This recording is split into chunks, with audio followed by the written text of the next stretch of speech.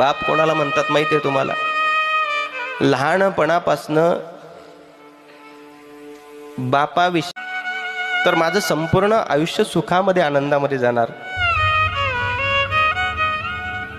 जगामध्ये एकटा बाप असा एक प्राणी आहे की जो स्वतःच्या सुखाचा विचार न करता तुमच्या करता क्षणाचाही विलंब न लावता तो विष प्राशन करतो, त्याला बाप म्हणत असतात.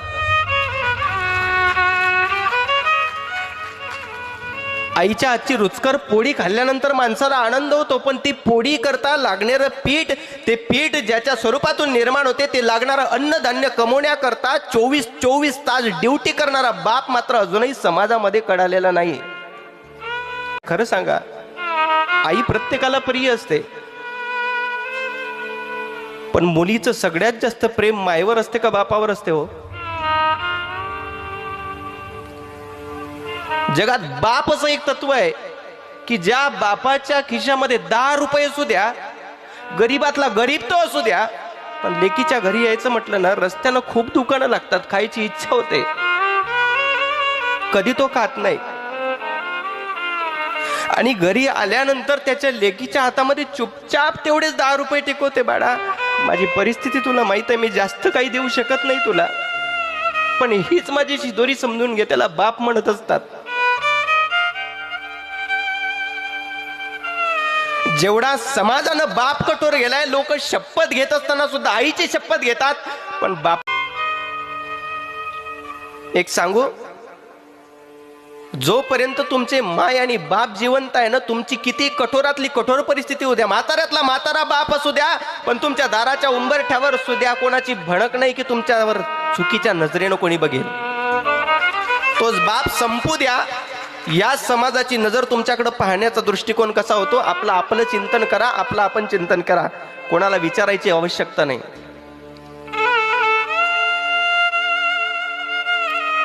ज्याला बाप कळला त्याला राजा दशरथ कळला, आणि ज्याला राजा दशरथ कळला त्याला राम कळाले, आणि ज्याला राम कळाले त्याला रामचरित मानस ग्रंथ कळाला.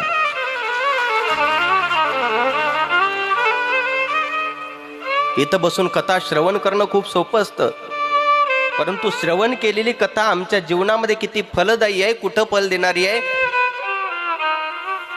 हा भाव निर्माण होण्याकरता सुद्धा माणसाचं अंतःकरण तेवढं विशुद्ध असणं फार गरजेचं असतं.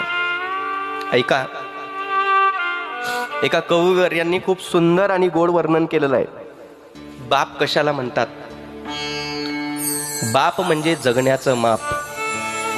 काय? बाप म्हणजे जगण्याचं माप, पाठीवरची थाप.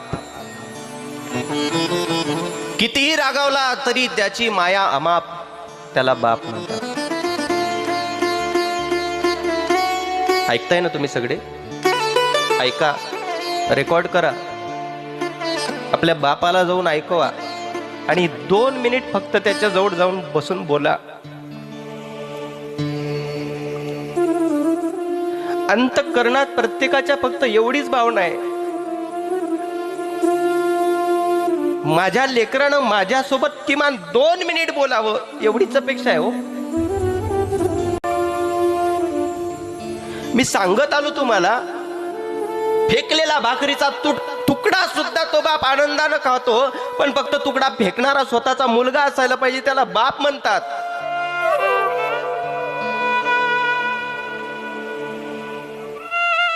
खूप भाग्यवान असतात ती लोक ज्यांच्या जीवनामध्ये कधीतरी कोणत्या ना कोणत्या गोष्टीच्या निमित्तानं बापाची सेवा करण्याचा लाभ माणसाला प्राप्त होत असतो.